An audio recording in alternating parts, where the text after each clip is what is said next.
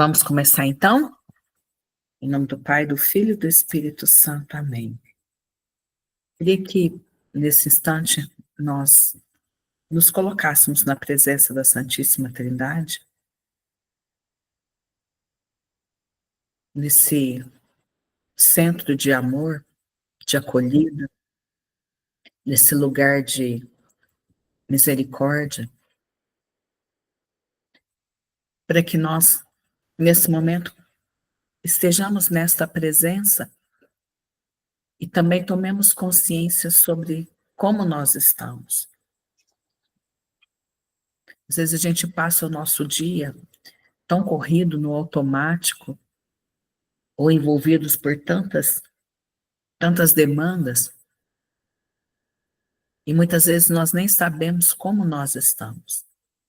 Por isso, diante do Pai, do Filho e do Espírito Santo, gostaria que você olhasse para dentro de você mesmo e se deixasse olhar pela Trindade, com esse olhar de acolhida, esse olhar de ternura, esse olhar de bondade.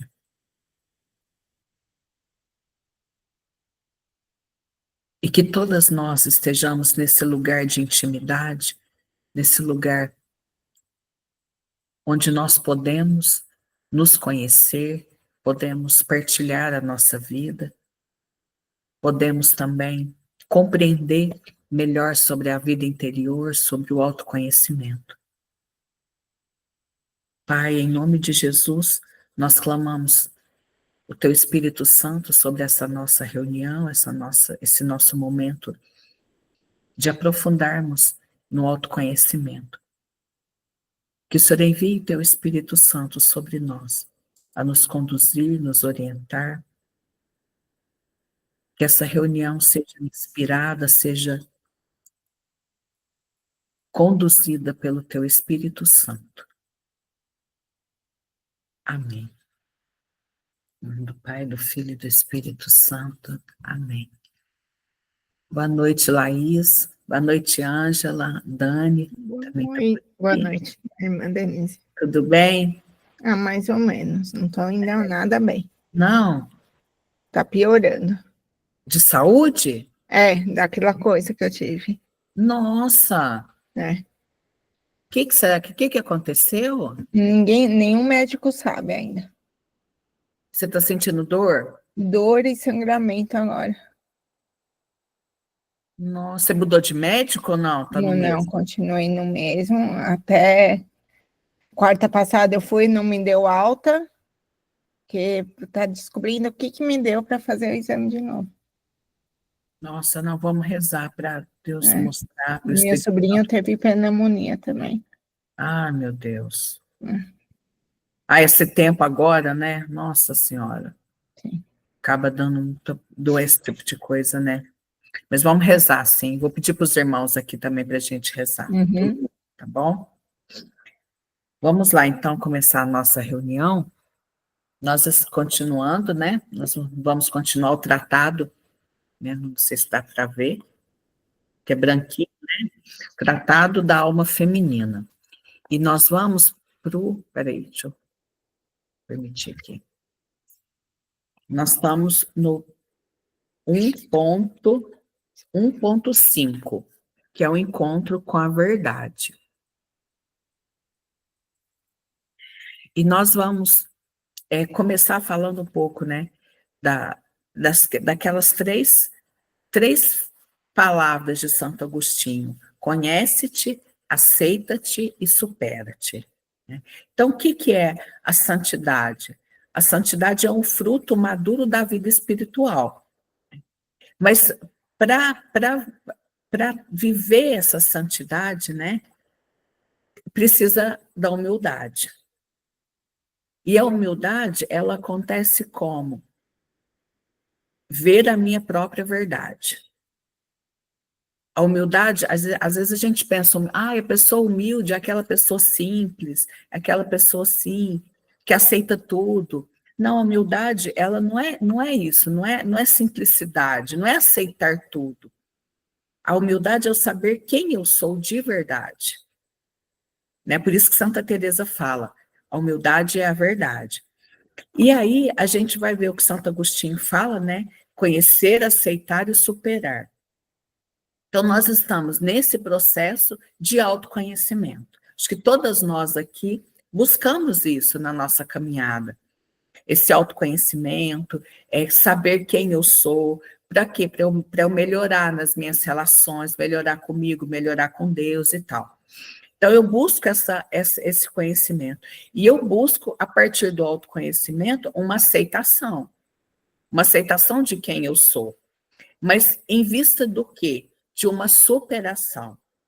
Hoje a gente tem uma mentalidade um pouco aí, não sei se vocês vão concordar comigo, de que assim, todo mundo tem que me aceitar do jeito que eu sou. Então, eu não tenho que melhorar, todo mundo tem que aceitar. Não, e não é isso. Para nós, o autoconhecimento não vai gerar só uma aceitação. É claro, a gente vai buscar uma aceitação dos nossos limites. Todos nós precisamos dessa aceitação. Mas não para na aceitação. A gente precisa dar o passo da superação. Por quê? Porque eu vou buscar o autoconhecimento, eu vou buscar me superar para que eu me encontre com Deus. Os monges antigos, eles descobriram o quê? Que não existe conhecimento de Deus sem conhecimento de mim mesmo. Então, eu conheço muito a Deus, mas eu não conheço nada de mim, então alguma coisa errada. Então, quanto mais eu me conheço, significa que eu faço isso para que eu possa conhecer mais a Deus. O fim último sempre é Deus. Eu coloquei aqui, né, a partir do livro. O caminho para chegar a Deus não é por fora, é por dentro. O autoconhecimento, ele está em função da minha união com Deus. Eu vou me superar porque há coisas em mim que me prendem, me impedem de chegar até Deus. Nós, cristãos, não vivemos em função de uma autorrealização. Então, hoje, é uma outra mentalidade que tem muito no mundo. A gente se realizar. O fim é que eu me realize. O fim é que eu tenha uma autorrealização, obtenha todos os meus objetivos. Para nós, o fim não é a autorrealização.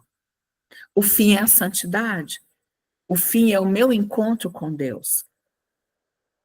Então, isso tem que estar muito certo para nós, porque hoje, de uma forma até sutil, isso está entre nós. Eu preciso só que sejam realizados os meus desejos. Eu preciso só que Deus venha e faça tudo aquilo que eu quero. É um outro ponto também. E a gente vê muito isso nas igrejas evangélicas, né? Eu não quero entrar nesse assunto, mas é um Deus que realiza tudo que eu quero. Acaba com as minhas dívidas, acaba com todos os meus problemas financeiros, todos os meus problemas com os filhos, com o marido. Então, e nisso a gente precisa se questionar também. Eu estou nessa caminhada com Deus, mas eu estou usando Deus para que Ele realize aquilo que eu desejo?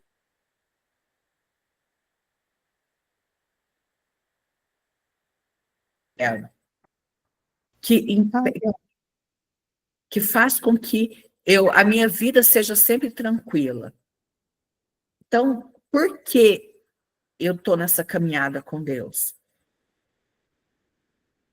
Por que eu estou buscando a Deus? Qual é o meu objetivo?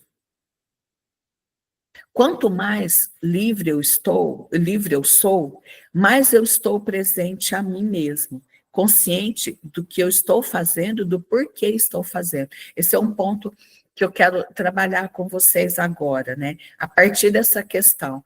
Então, eu não vou o meu objetivo não é a minha realização. O meu objetivo é a minha união com Deus. Só que eu não sou livre Eu tenho muitas prisões, e essas prisões me impedem de chegar até Deus. Então, aí está o fundamento do autoconhecimento. E eu preciso buscar me conhecer para me libertar de diversas situações que estão me aprisionando. E aí é que está, né? Quanto mais eu estou livre, mais eu estou presente a mim mesma. Peraí, deixa eu só desligar aqui o negócio. O celular que fica pitando.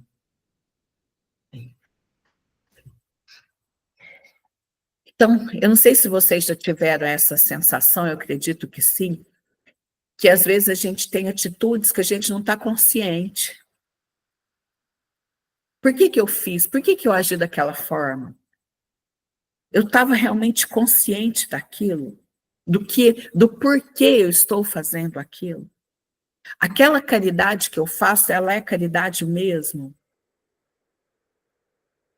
Aquilo que eu estou, aquela atitude que eu tenho realmente é por amor? Porque a gente vai caminhando no autoconhecimento e a gente vai descobrindo que às vezes aquela atitude que eu tenho de caridade não é caridade.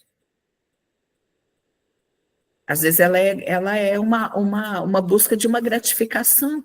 Eu quero ser amada, eu quero ser acolhida, eu quero ser valorizada, eu quero ser elogiada. Só que isso, se a gente não se conhece de verdade, se a gente não busca na oração essa verdade, a gente não... A Tânia também está entrando aqui. Se a gente não busca esse autoconhecimento, a gente não tem consciência, a gente não vive nessa autoconsciência de como as minhas atitudes, qual o porquê das minhas atitudes. Então, essa capacidade de autoconhecimento, de autoconsciência, é para que eu reflita, entenda e esteja consciente daquilo que está dentro de mim. E aí eu peguei no livro, no livro do Padre Ciro, sobre autoconhecimento, esse livro aqui, e ele fala assim, o que habita no meu interior?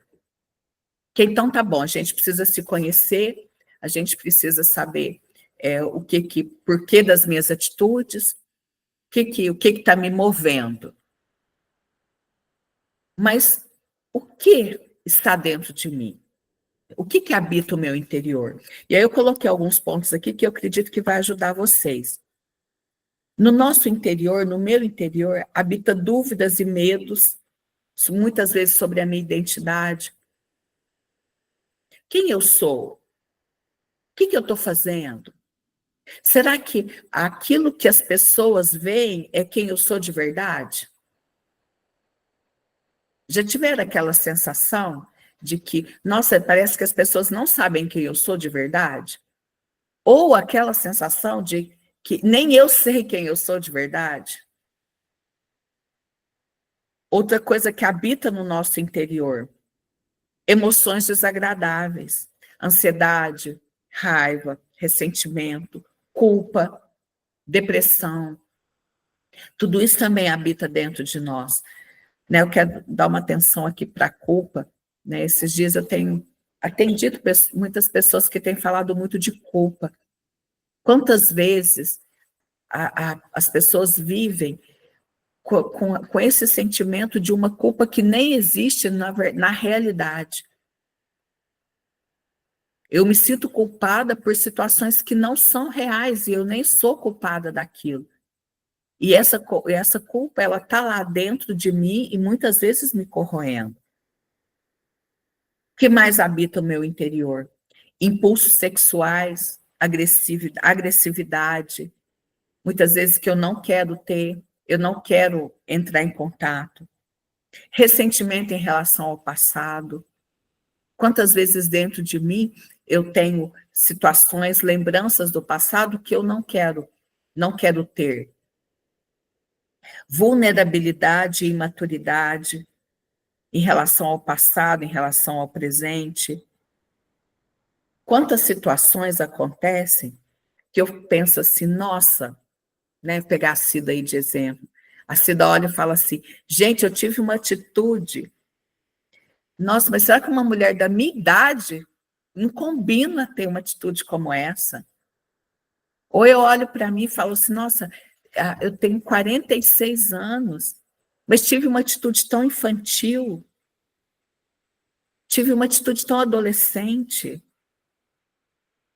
Então, assim, quantas imaturidades na parte afetiva, às vezes uns ciúmes que eu sinto, às vezes uma inferioridade.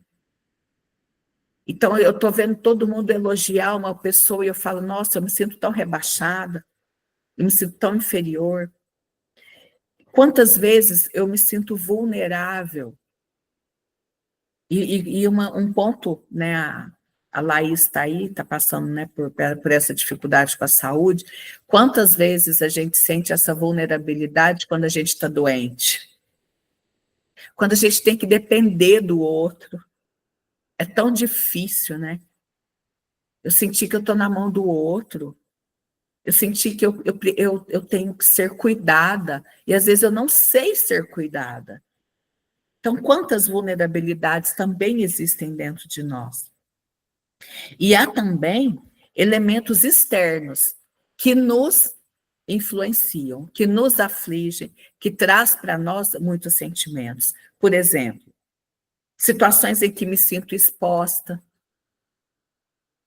Então, de repente, está lá alguém está lá com o marido, uma de vocês está lá com o marido, e o marido expõe, faz uma brincadeira, fala de uma forma agressiva, e você se sente exposta ali diante de tantas pessoas. Se sente inadequada, se sente sobrando. Sabe, eu estou numa turma, às vezes com tanta gente, eu olho para mim e falo, nossa, estou sobrando aqui. Não me encaixa aqui com essas pessoas. Às vezes a gente não se encaixa na nossa família. Eu estou ali com a minha família, mas eu não me sinto dentro, eu não me sinto parte. Situações em que eu me sinto insegura. Nossa, eu vou começar um trabalho novo. Nossa, eu tenho que assumir um cargo, né? Na igreja. Nossa, eu me sinto muito insegura. Então, tudo isso mexe com a gente. Tudo isso que acontece fora também mexe com a gente. Quando eu vejo pessoas que são muito grandes, né? No livro ele fala, são gigantes, e eu me sinto um anão. Me sinto uma anã, falando aqui, né? Só para mulheres. Então, sabe quando você olha aquela pessoa que é assim, nossa, ela sabe falar, ela sabe se comportar, ela é educada, ou ela é tão superior, ela é tão sábia, e perto dessa pessoa eu quero esconder, porque eu me sinto assim, a pior. E às vezes a gente sente, diante dessas pessoas, as pessoas são tão superiores que a gente começa até a gaguejar, né? A gente se sente tão inferior. Então, olha quanta coisa, né? Quantas responsabilidades que eu preciso assumir, e aí eu me sinto tão incapaz de assumir essas responsabilidades. Então, isso tudo também mexe com aquilo que está dentro de mim. E aí? O que eu faço com isso tudo? Né? A gente está caminhando no livro, né? O autoconhecimento é um processo, né, que é para a vida toda. Mas é interessante, primeiro, que a gente toque nesses pontos dentro de nós. Perceba tudo isso que está aqui dentro de mim, né?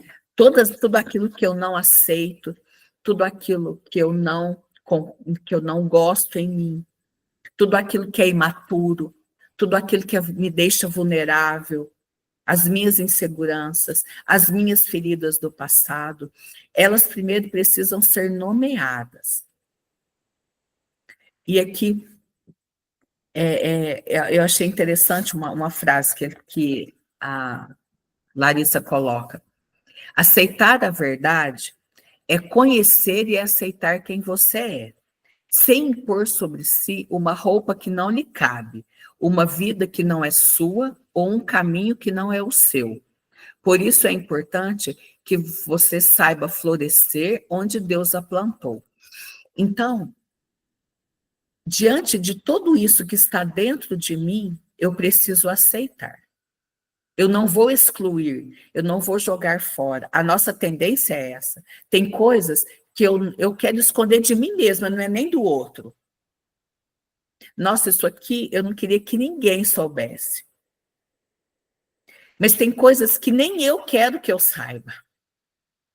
Então, isso tudo, aí São Paulo fala, né? De um espinho na carne. São situações, são sentimentos, são coisas que eu olho para dentro de mim e vejo, que eu olho e falo.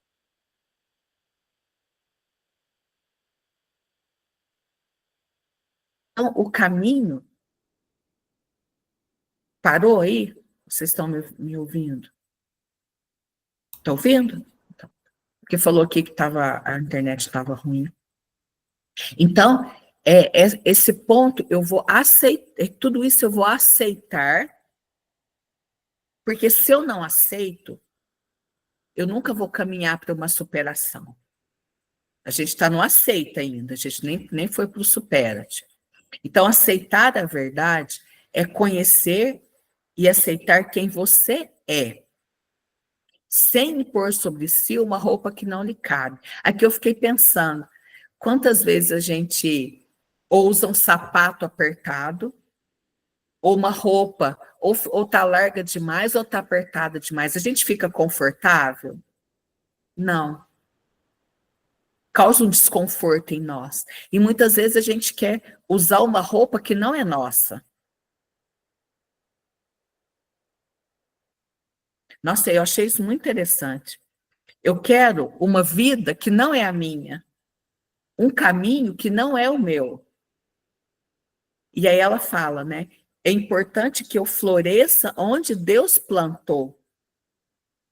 Eu, Denise, estou plantada aqui na comunidade Santíssima Trindade. É aqui que eu vou florescer. E você? Onde Deus te plantou? Naquele trabalho, com aquelas pessoas, no seu lar, com aquelas, na sua família. É aí que você vai florescer. É onde Deus nos plantou. Mas às vezes a gente insiste em querer uma vida que não é nossa. Em colocar uma blusa que não me serve, não me cabe. E aqui no livro tem uma historinha que eu achei interessante. Eu vou ler para vocês. Não é grande, não. É a história da verdade e da mentira. Um dia, a senhora Mentira estava andando por aí e, de repente, encontrou a senhora Verdade. A Mentira, bem corteja, chega à senhora Verdade e diz-lhe: está um dia quente hoje, não é mesmo? A Verdade, um pouco desconfiada, olha para a senhora Mentira, olha para dentro e para o tempo e realmente reconhece que sim, que está um dia quente. Convencida do calor, a senhora Verdade recebe um convite da senhora Mentira: tomar um banho no lago para refrescar-se. Convite aceito. Ambas vão em direção ao lago e se despem. A Mentira tira rapidamente a sua roupa e entra na água. Em seguida, a Verdade faz o mesmo. Refrescando-se, a senhora Verdade distrai-se e não se dá conta da astúcia da outra senhora. A Mentira, saindo de fininho da água, troca sua roupa e foge com as roupas da Verdade. Quando a Verdade sai da água, vê que suas roupas não estão mais lá, somente as vestes da Mentira. O que fazer? A senhora Verdade nega-se a vestir as roupas da Mentira e sai nua, totalmente despida campo afora. Muitas vezes, né, a sensação que nós temos quando nós descobrimos a nossa verdade é que a gente está nua. Quando a gente passa por um processo forte de autoconhecimento, a gente se sente assim, nua. Né? Quem faz aqui Coragem do Encontro, já fez, né, outros trabalhos com a gente, tenho certeza que já passou por isso. Situações que eu falo, nossa, eu tô nua diante dessa verdade. Mas aí é que tá. Nessa historinha, a mentira roubou as vestes da verdade. Mas a verdade, ela não quis colocar a roupa da mentira. Porque essa é a nossa tentação. Quando eu estou sem defesa, quando eu estou diante de uma verdade, que eu falo assim, nossa, não adianta, essa é a verdade. Esta é a minha verdade. Eu tenho a tentação de colocar a roupa da mentira. Por exemplo, eu sei que naquela situação X, eu estou errada. Mas aí, eu quero a veste da mentira. E eu começo a pensar assim, ah, não. Na verdade, quem está errado é a Luciana. Não, a Luciana, olha, ela faz isso, isso e isso. Ela é egoísta. Ela é que está errada. Está vendo a veste da mentira? Eu estou culpando a Luciana, ao invés de assumir quem eu sou. Que naquela situação eu estava errada. Então, eu culpo os outros, eu culpo o tempo, eu culpo as circunstâncias. Ah, então, por exemplo, um exemplo bem assim fora, né? Então, assim, nossa, eu tenho o direito de roubar, porque o meu salário é pouco,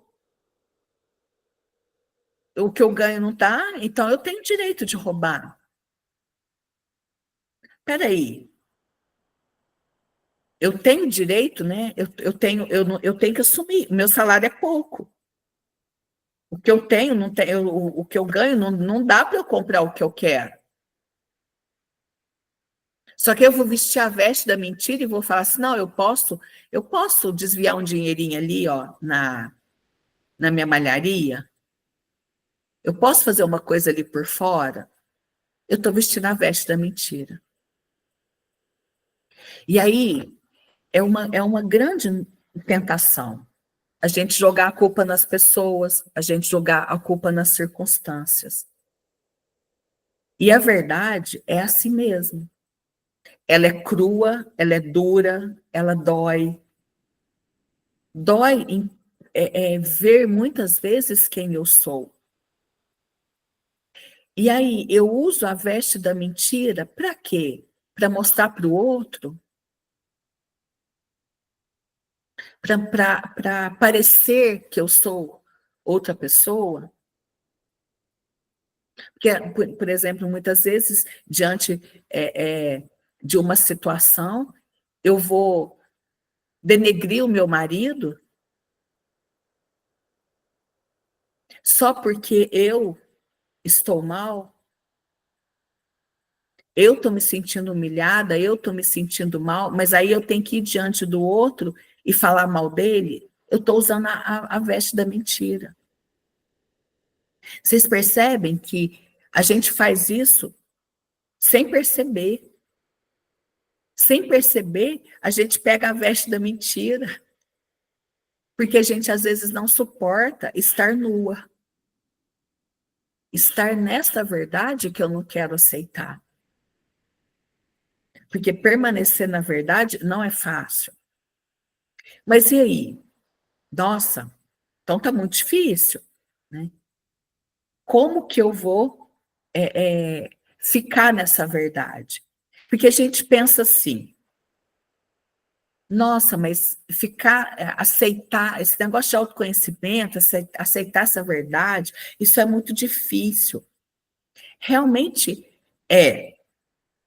Não vou falar para vocês que não é, porque enfrentar as nossas áreas escuras realmente é muito difícil. Mas a verdade mais importante que a gente vai reconhecer não são os nossos defeitos. A verdade mais importante é que eu sou filha amada de Deus. Isso é que é bonito. Porque eu descubro os meus desvios, as minhas escuridões, os meus egoísmos, o meu narcisismo. Muitas vezes eu quero para mim, eu quero ser superior ao outro, eu não quero dividir, eu não penso no outro. Eu olho para isso tudo e é muito difícil aceitar. Mas em meio a isso tudo, a verdade mais importante: eu sou uma filha amada de Deus. Essa parte, essa verdade, eu não posso deixar perder. Porque é a primeira que a gente perde. Então eu me esqueço de quem eu sou, que eu sou essa filha amada de Deus. E o Papa Leão XIV, ele diz assim: a verdade, ela deve ser enfrentada, e com Jesus nós podemos fazer. Então, enfrentar a realidade, ela é desafiadora. Que seja essa realidade interna nossa, de autoconhecimento, e muitas vezes a realidade externa, que eu gostaria que fosse diferente. Mas é na realidade que eu vou encontrar a verdade. A verdade não está em outro lugar. Mas como que eu vou enfrentar isso? Com Jesus. Porque com ele eu posso fazer isso. E enfrentar, né? Olhar para essa realidade com o olhar de Jesus. Uma frase aqui que eu quero falar para vocês, só um minutinho, deixa eu ver se eu acho aqui.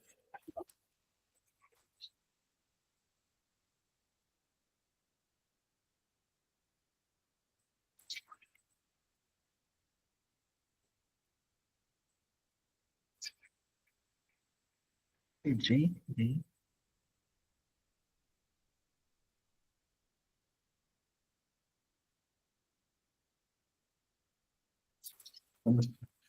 Não achei aqui.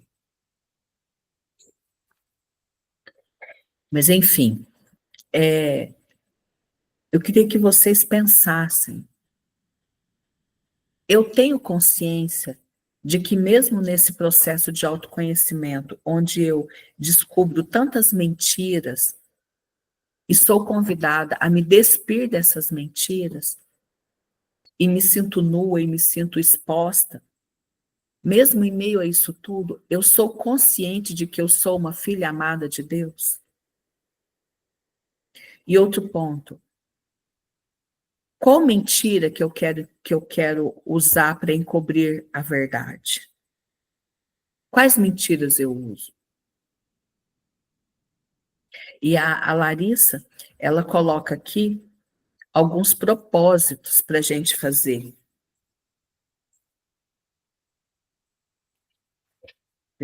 Deixa eu ler aqui. Alguns propósitos diante dessa mentira, desse jogo de mentira e verdade. Podemos cobrir uma mentira com as vestes da verdade quando desistimos de melhorar, de amar, de recomeçar com aquela desculpa. Ah, eu sou assim mesmo, eu cresci assim, vou morrer assim. A gente está querendo colocar mentira, né? Às vezes, isso é uma falha do nosso caráter. E o caráter muda, amadurece e melhora. Você pode melhorar os comportamentos que brotam de um eu equivocado e acomodado em seus próprios defeitos. Diante desses vícios, o querer determinado fará grande diferença. Você pode começar com os seguintes propósitos. Então, eu li um pouco antes aqui dos propósitos que ela coloca, por quê? Porque é preciso que a gente coloque certos propósitos. Por quê? Porque senão a gente se perde no meio disso tudo, sempre querendo vestir com a mentira a minha nudez. Porque a minha tentação é não ficar na minha verdade. Então, olha os propósitos que ela propõe para nós. Não vou mais reclamar do jeito que eu reclamo. Vou começar a silenciar um pouco mais. Não farei fofoca da vida dos outros o tempo todo, porque isso me consome e me impede de melhorar. Quero deixar de conversar sobre coisas que não edificam o meu lar, a minha casa, o meu relacionamento. Então, não reclamar, silenciar, não fazer fofoca e não conversar coisas que não edificam o lar. E desses 4 pontos, assim, o primeiro, se a gente viveu o primeiro, já está ótimo, que é não reclamar. Porque é muito fácil a gente reclamar. Ai, tá frio, eu reclamo porque tá frio, tá quente, eu reclamo porque tá quente. E nós, mulheres, nós temos muito mais a tendência de reclamar. E aí eu vou sempre ficar olhando para aquilo que está faltando. Então, não, vamos fazer esse mês, né? Esse propósito de não reclamar, de silenciar. E às vezes a gente foca no silêncio de não falar. Vamos focar no silêncio de ouvir. Uma pessoa que não ouve, ela não faz silêncio. Então, eu preciso ouvir. Ouvir o que Deus quer falar. Ouvir as situações. Ouvir a minha realidade. O cuidado com a fofoca e com as conversas, claro, né? Então, são esses pontos que a gente precisa trabalhar, e é importante que a gente trabalhe.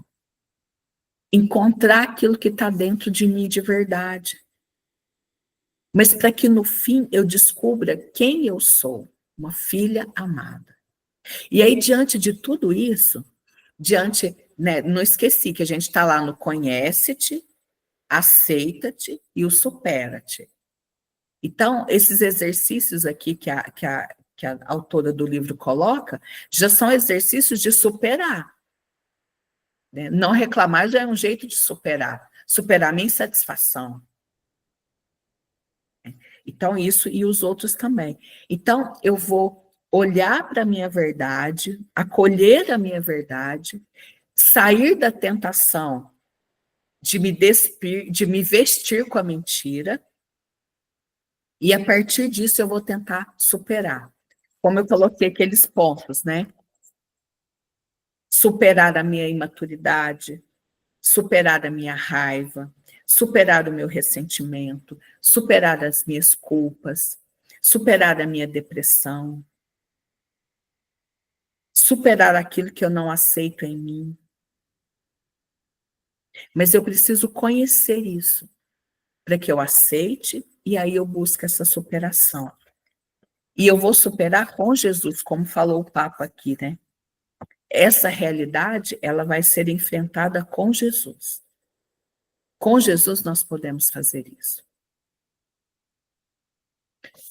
Antes da gente rezar, eu queria abrir para que vocês falem, perguntem, né? É um assunto mais pesado, né?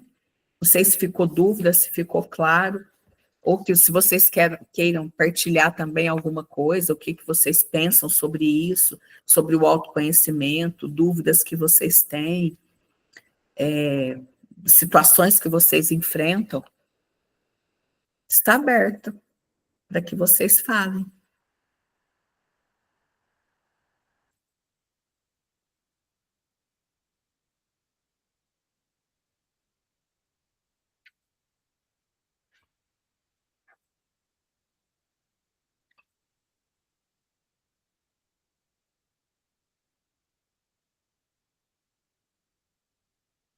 O frio calou a boca de todo mundo. Está tão frio que ninguém quer nem falar. Tá bom, então eu vou falar. Você é uma lambida. Olha isso, Ciro. Por favor, não me deixa sozinha. O não reclamar. É difícil. Eu falo assim, é tão difícil você não reclamar, você passar 24 horas do dia sem reclamar de nada. Ah, é Olha, isso aí vai ser tenso. Esse é tenso, né? Muito. O silenciar.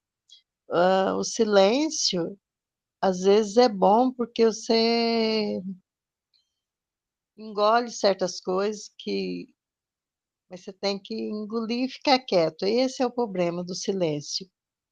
E fofoca, pelo menos, eu particularmente não sou de correr lá e contar. Nossa, deixa eu contar uma da irmã Luciana aqui. Não, eu não, eu não faço isso, não, viu?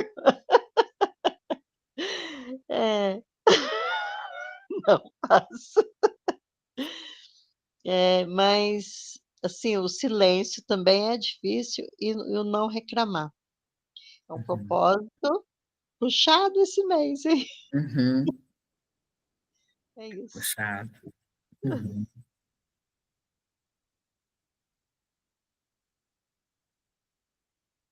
E essa questão do reclamar, no- na família, né? Isso acaba prejudicando muito.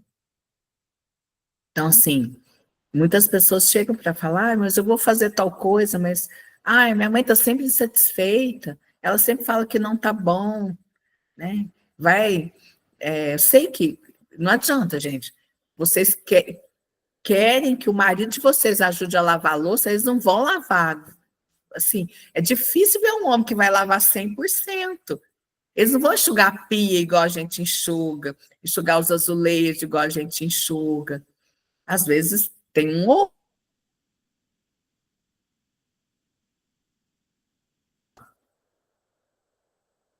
voltou. Voltou. Aí o marido fala assim: não, mas eu já lavei a louça, mas ela fala que não tá bom, agora não vou lavar mais. Então, é um exemplo, né? Não, não ficou do seu jeito, mas tá bom, deixa. A gente tem que passar mais batido, senão a gente fica ali, ó, com muita coisinha, né? Muito chata nas coisas pequenas. É assim mesmo. Então, assim, o homem é assim, ali só tem Tupperware, mas tem um lugar vazio, ele põe a panela, porque tá vazio lá, o que tem? Cabe a panela lá. É desse jeito. Na cabeça deles é assim, se tem um lugar vazio, ele precisa pôr a panela, ele põe lá. A gente olha e fala assim, meu Deus do céu, se só tem Tupperware, porque não é lugar de panela. Mas aí a gente vai dar nó por todas as vezes que ele colocar a panela no lugar errado. Aí, concordo que aí as relações vão ficando mais tensas e a gente vai ficando, vai perdendo a oportunidade de ficar bem. Né? Então, assim, realmente é difícil, Cido, não reclamar. Porque sempre tá faltando alguma coisa. Sempre está. Mas, vamos lá, com a força de Deus. Com a graça do Espírito Santo. Alguém mais quer falar? Ô, Neuza, liga o seu microfone. Aí. Aham. Mas às vezes tem que se reclamar. Por exemplo, eu não sou muito de reclamar, não, mas levantou, arruma a cama. Não arruma a cama. Mas se eu não falar, daí todo dia não vai arrumar mesmo. Eu sabia que alguém ia falar isso. Você tem que explicar, ó, fulano. Tem que desenhar, né? Dá para você arrumar mesmo na cama? Se não falar, não arruma. Não falar, não arruma. Aí você ficar sempre fazendo. Põe no lugar errado. Se você não falar, vai põe sempre no lugar errado. Né? Mas se você fala, põe no lugar certo. Daí tem que ficar falando. Não, fala, né? Fala uma vez, fala a tua, né? Para ver se entra no eixo, né? Sobre lavar louça não tem problema, porque eu já lavo louça melhor do que eu. Ai, que Não sou bom, muito né? assim. É o contrário, mas às vezes eu penso assim: levanta, arruma a cama, e se não fala, não reclama, não arruma. Mas olha, você tem um marido que lava a louça melhor que você. Louva a Deus, né, Cida? Não, aquele lava mesmo. E eu não gosto de secar a louça, eu ponho lá no sol para secar, ele gosta de secar e já guardar. Então, eu sei que melhor do que eu, mas sobre eu sempre reclamo negócio de arrumar a cama. Levanta, não arruma a cama. Por que não arrumou a cama? É que ela não tem o Ricardo na casa dela. Roupa em cima da cama, tudo. Mas eu vou arrumar, mas eu gosto das coisas na ordem, mas eu vou voltar lá arrumar, então, porque ele não levanta já arruma, é muito mais fácil. É, porque ele fala assim, depois eu arrumo, depois é a hora que ele quiser, né? Depois eu arrumo. E agora sobre fofoca, eu não sou disso não, Pedro. É muito feio, né?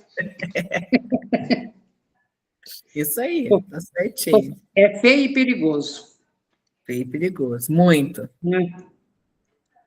É a maior arma que a gente tem, né? A língua, né?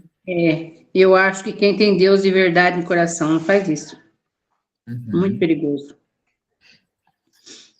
E agora outras coisas, silêncio é duro, né? O silêncio é duro, para mim é a coisa mais difícil. O silêncio é terrível. Tem que conhecer mais mesmo eu. Mas às vezes a gente fica focado no silêncio, assim, fora.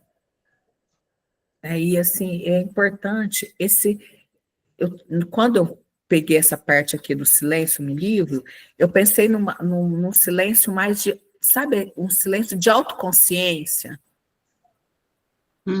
de estar consciente a mim mesma, de parar, que sejam uns minutos na oração, como vocês param aí para fazer o Coragem do Encontro, naquele momento silenciar, ouvir, entregar, né? Porque ali, naquele momento, quando eu paro, aí é que eu vejo o barulho que está na minha cabeça, né? As 1000 coisas que estão na minha cabeça. E ali eu posso tomar consciência de como eu estou, né? De quem eu, de como eu estou naquele momento. Então, isso é mais do que o silenciar fora. Mas se eu começo com a oração, depois fica mais fácil o silêncio fora.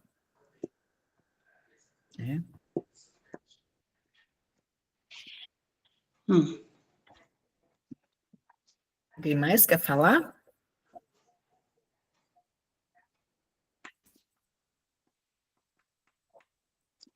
Eu vou falar, irmã Denise. Oi, Tânia, pode falar. Tudo bem? Faz Tudo tempo, bem. né, que eu não participo, hoje Pois deu é. certo. É que sempre coincide com a missa das mães que oram, e hoje eu não fui, não deu para eu ir. E eu vi que ia ter reunião, falei, ai, que delícia, eu vou participar. Que bom. Eu estou aprendendo, meio na marra, a não reclamar, mas eu peco por pensamento, porque o meu pai não faz nada, né? Nada. Eu brigo constantemente com a minha mãe, que eu falo, ai, mãe, que herança que a senhora me deixou. Porque, aí eu não falo nada para ele, porque eu também já desisti, porque não vai aprender, né? Quase 90 anos, não vai aprender. Mas por pensamento eu falo, sim. Eu falo, ai, meu Deus, como que pode, né? Não ter iniciativa, não colaborar com nada. Mas, ao mesmo tempo, eu falo, tem que aprender com o exemplo da minha mãe, né? Que a minha mãe me dizia que nos dias, né, que ela ainda era viva, ela falava que Deus estava ajudando ela a ser mais santa. Então, eu peço isso a Deus para não reclamar, né? E quando eu estou muito irada no pensamento, porque eu fico muito irada no pensamento, porque meu pai é muito folgado. Eu peço a Deus a sabedoria de eliminar aquele sentimento, né? Porque é difícil, né? Eu não falo, mas eu penso, né? Já fui até confessar sobre isso, mas a minha parte humana vem muito à tona às vezes. Mas também serve para eu aprender a silenciar, né? Porque mesmo naquele momento, Deus vai estar falando comigo. Exatamente. Quanto à fofoca, eu sou igual a dona Neuza, eu não deixo me levar por isso não, porque eu acho que se a gente né, fala mal de uma pessoa, denigre uma pessoa, a gente está falando mais da gente do que da pessoa. Porque a pessoa cristã, ela não fica falando do outro. Ela pensa mais nela, porque não é legal, né? Você ficar levando coisas de uma outra pessoa, porque a gente não conhece o interior da pessoa, né? Eu acho que é isso. A gente tem que viver, tentar viver, né, todo dia a graça de Deus, mesmo nos dias mais difíceis, né? E tentar seguir. Acho que é isso. Perseverar, né, na nossa busca, mesmo em meio aos limites, né? É isso mesmo. E você sabe que agora, na compartilha da Tânia, eu fiquei pensando aqui. A gente tem essa questão do reclamar é uma situação, realmente é difícil. Mas talvez tenha um outro ponto anterior. Às vezes é uma realidade que a gente não aceita. Né? Então, por exemplo, né, a Tânia contou aí do pai, ou né, a Neuza também falou do marido, que fala, não, depois eu vou arrumar a cama. Né? Então, assim, quantas situações que a gente não aceita. Eu não aceito que a Luciana é daquele jeito. E ela é sempre, às vezes é uma característica dela, e tem situações que não vão mudar. Como a Tânia mesmo falou, o pai dela vai mudar? Não, muito difícil que ele mude. Um senhor já tá velho, já está idoso, mas eu posso mudar diante das situações, a Tânia pode mudar diante dessa situação. Então, vamos olhar para isso, né? Para quais situações da minha vida que eu não aceito? E aí eu caio na reclamação. Porque eu não aceito, ou, por exemplo, eu posso não aceitar o irmão do jeito que ele é, a situação do jeito que ela é. E eu fico dando murro em ponta de faca, porque é assim. O que eu vou fazer? E assim, eu estou aqui pensando, né, em quantas situações que eu já sofri por não aceitar. A gente não solta o osso, né? Não larga o osso. Ah, mas eu queria que fosse desse jeito. Mas não é desse jeito. Eu queria que fosse assim, mas não é assim. E aí eu tenho que simplesmente soltar e falar assim, essa é a realidade que eu preciso aceitar. Seja fora de mim, seja dentro de mim. Nossa, mas eu gostaria, né, de ser uma pessoa mais pacífica, eu sou muito agitada. Então, eu sou. Eu posso melhorar, mas eu nunca vou ter um outro temperamento, uma outra personalidade. Então, tem coisas, né? Eu nunca vou ser aqui que nem o Bruninho, o Padre Bruno. Nunca. Olha, eu posso esforçar demais. O temperamento dele é totalmente diferente do meu. Mas eu tenho que me acolher do jeito que eu sou, e ele vai acolher do jeito que ele é, a Luciana vai acolher o que ela é, quem ela é.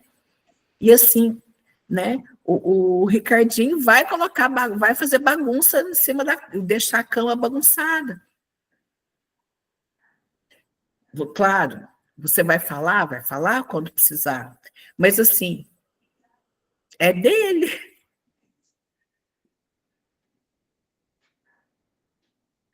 E há situações que a gente precisa simplesmente aceitar e acolher. Eu quero terminar.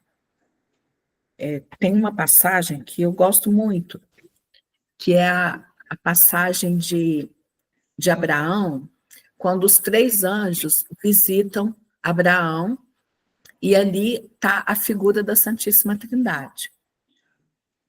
Eu não pensei nela hoje para rezar, mas agora, né, no caminhar das partilhas e da nossa conversa, eu pensei nessa passagem. Inclusive, eu falei dela ontem. lá no grupo de oração. Ali está a imagem da Trindade. Os 3 anjos chegam na casa de Abraão e Abraão fala, não, entra e traz eles os anjos para casa, né? E vai servir uma refeição para eles, né? Se fosse aqui, a gente ia servir um pão de queijo, né? Lógico, né? Mas lá não é. Se fosse em Minas, a gente ia servir pão de queijo, né? E aí, os anjos chegam, fazem a refeição com eles, e ali os anjos falam que Sara iria ficar grávida.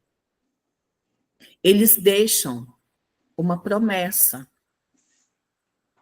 E Sara ri, porque ela não acredita, porque era impossível. Era algo impossível ela ficar grávida. E eles trouxeram para aquela família fecundidade. Eles trouxeram uma promessa.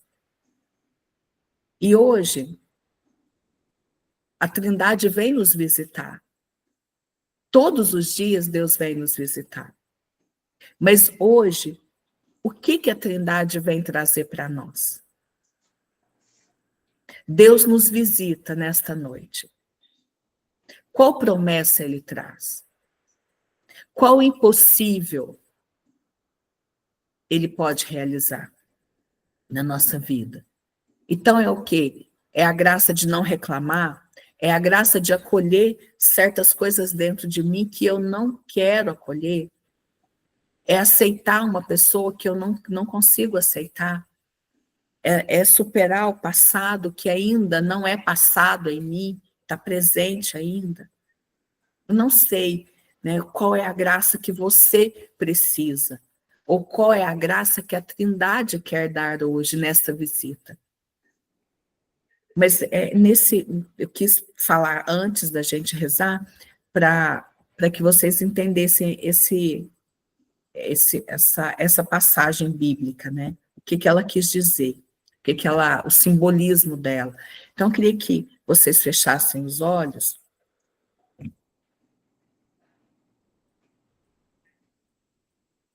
E a gente se sentisse, né, envolvido agora pela presença do Pai, do Filho e do Espírito Santo, como se os 3 chegassem na nossa casa. Eu sei que é difícil fazer essa imagem, mas se você pensar em Jesus que está batendo a porta e está entrando na sua casa, com ele está o Pai e está o Espírito Santo também. O Senhor chega nesta noite, como um dia ele chegou na casa de Abraão e Sara. E ele fez uma promessa de fecundidade, de vida, de futuro. Deixe que, nesse momento, Jesus fale ao seu coração.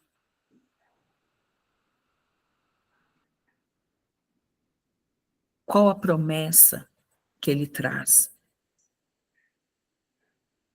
Qual a graça que ele traz?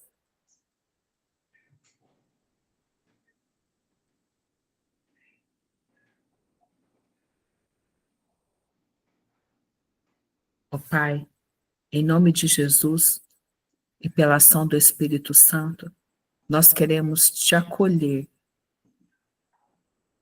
na nossa casa, na nossa vida, no nosso coração.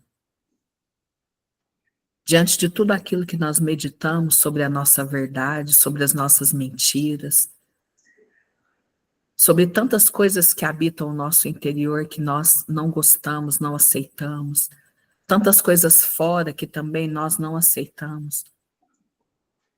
Em meio a tudo isso, o Senhor vem nos visitar nesta noite. E o Senhor nos traz também uma promessa. O Senhor nos traz vida. O Senhor nos traz a graça da perseverança. Te pedimos, Senhor, que nós não tenhamos a atitude de Sara, da incredulidade. mas que nós possamos acreditar que o Senhor vem hoje e todos os dias nos visitar, trazendo a graça que nós precisamos para aquele dia, para aquele momento, para aquela situação, para aquela realidade. O Senhor traz para nós nesta noite a graça que nós precisamos. E nós confiamos nisso.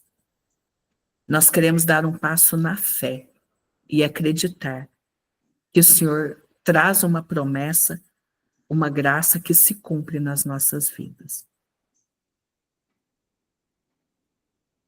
Amém. Em nome do Pai, do Filho e do Espírito Santo. Amém. Uma boa noite. Até o mês que vem, se Deus quiser. Fiquem com Deus. Amém. Boa noite. Boa Boa noite. noite, meninas. Amém. Boa noite.